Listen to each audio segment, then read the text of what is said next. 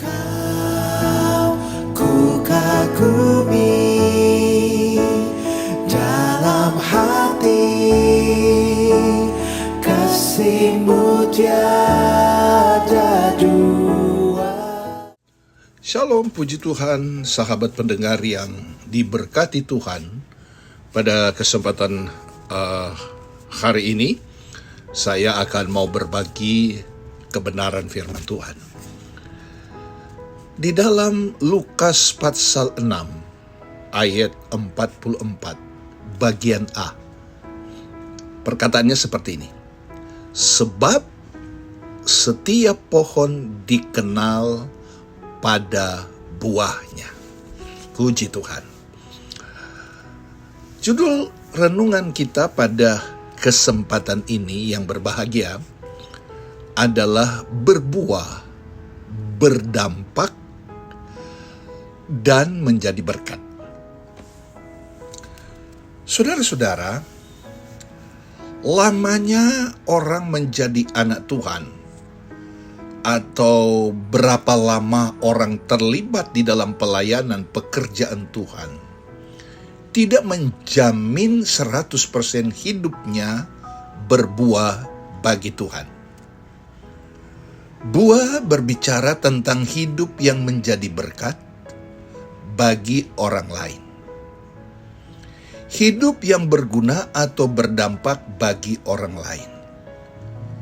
Buah itulah yang ingin Tuhan lihat dalam kehidupan setiap anak Tuhan, setiap orang Kristen. Sebab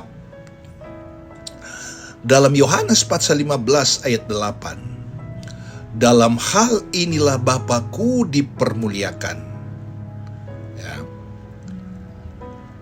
yaitu jika kamu berbuah banyak, dan dengan demikian kamu adalah murid-muridku. Ada sebuah pengakuan di sini ketika kita memperlihatkan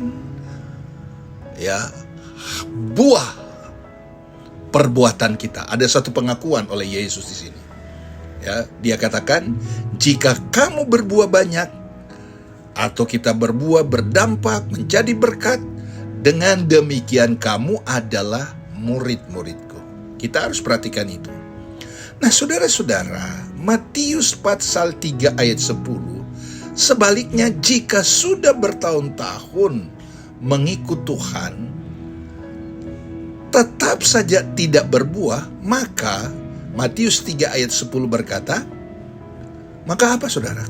Kampak sudah tersedia pada akar pohon, dan tiap pohon yang tidak menghasilkan buah yang baik pasti ditebang dan dibuang ke dalam dapur api. Artinya pohon ini berbuah tapi tidak baik. Pohon di sini gambaran tentang manusia, tentang anak Tuhan.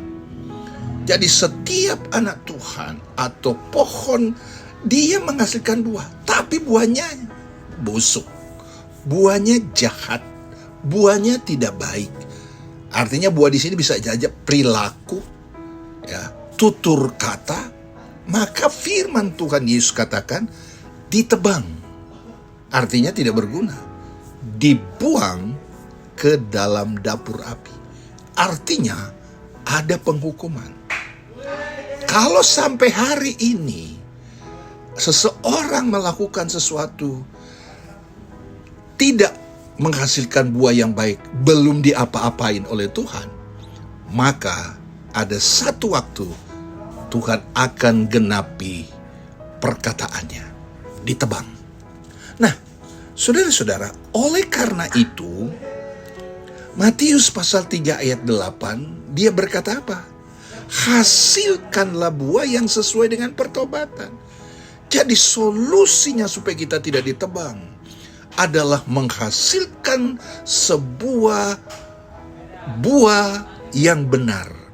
Hasilkanlah buah-buah pertobatan. Sifat-sifat lama harus berbeda kalau sudah ada di dalam Yesus Kristus. hasilkanlah buah yang sesuai dengan pertobatan. Itu yang Tuhan mau.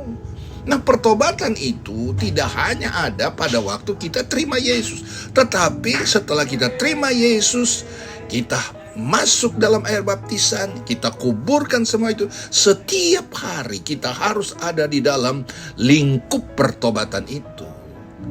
Baik tutur kata kita, sikap kita, ya, perbuatan kita, dan pergunakanlah hidup kita untuk memuliakan Allah.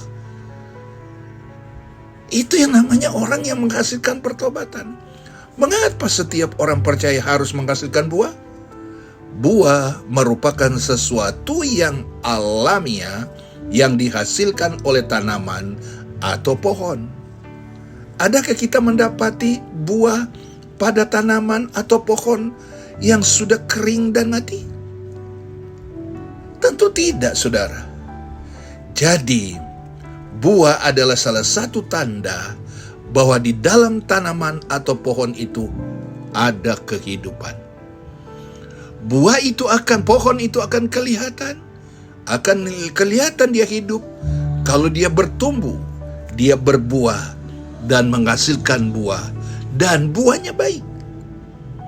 Selain itu, buah juga sebagai pertanda bahwa tanaman atau pohon mengalami pertumbuhan yang baik. Ya. Kalau kita baca dalam Efesus pasal 4 ayat 13, semakin kita bertumbuh secara rohani, semakin kita mencapai kedewasaan penuh dan tingkat pertumbuhan yang sesuai dengan kepenuhan Kristus. Roh Kudus akan menolong kita. Nah, saudara-saudara, kita tahu bahwa tertanam atau pohon tidak akan pernah menghasilkan buah jika ia belum dewasa. Nggak bakalan kalau dia belum dewasa rohani. Ya. Jadi kehidupan anak Tuhan yang dewasa rohaninya pasti akan menghasilkan buah. Dia akan patuh pada otoritas, dia akan mengasihi pelayanan di dalam gereja lokal, dia akan ambil bagian untuk memajukan di mana dia ada. Nah, saudara-saudara dalam kasih Tuhan. Jadi, saudara-saudara, sayangnya ada banyak anak Tuhan yang sudah bertahun-tahun mengikut Tuhan, kerohaniannya masih saja kanak-kanak atau kerdil. Ibrani 15 ayat 12.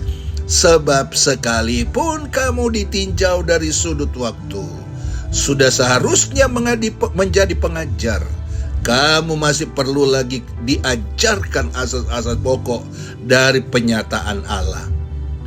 Dan kamu masih memerlukan susu, bukan makanan keras. Ya, selalu susu. Nggak akan dewasa-dewasa. Ditemplak oleh firman Tuhan, disinggung, diserempet oleh firman Tuhan, tersinggung, marah, protes. Gitu kan? Seperti itu. Ya. Ini menandakan orang belum dewasa. Padahal firman Allah punya niat baik untuk memperbaiki, untuk memberikan atau menasihati dia supaya memperbaiki, supaya dia bertumbuh. Tapi ketika dia mendengar firman Tuhan, menyinggung perasaannya, protes dia. Bertahun-tahun di dalam Tuhan, bertahun-tahun dia menikmati kebaikan Tuhan, bertahun-tahun dia ada, didoakan, tapi nggak tumbuh-tumbuh. Itulah sebabnya, saudara-saudara, itulah sebabnya hidupnya tidak menghasilkan buah. Ada buah tapi tidak baik. Nah, kita jauh itu, kita hindari. Jadi saudara-saudara, bagaimana agar buah bagi Tuhan? Jadi bagaimana agar berbuah bagi Tuhan? Kuncinya adalah tinggal dalam Tuhan. Nurut apa kata firman Tuhan. Melekat pada pokok anggur yang benar, sebab di luar aku kamu tidak dapat berbuat apa-apa. Yohanes 15 ayat 5 bagian B. rela dibersihkan, dipangkas oleh firman Tuhan setiap saat, supaya kita bertumbuh dalam pengenalan kita yang benar di hadapan Allah. Rela dibersihkan. Berbuah adalah pertanda bahwa sebagai anak Tuhan kita hidup dan bertumbuh dewasa. Kiranya Tuhan menolong kita. Tuhan membukakan hati kita untuk selalu mau dibekali dengan firman Tuhan. Doa kami, Tuhan Yesus memberkati kita semua. Amin.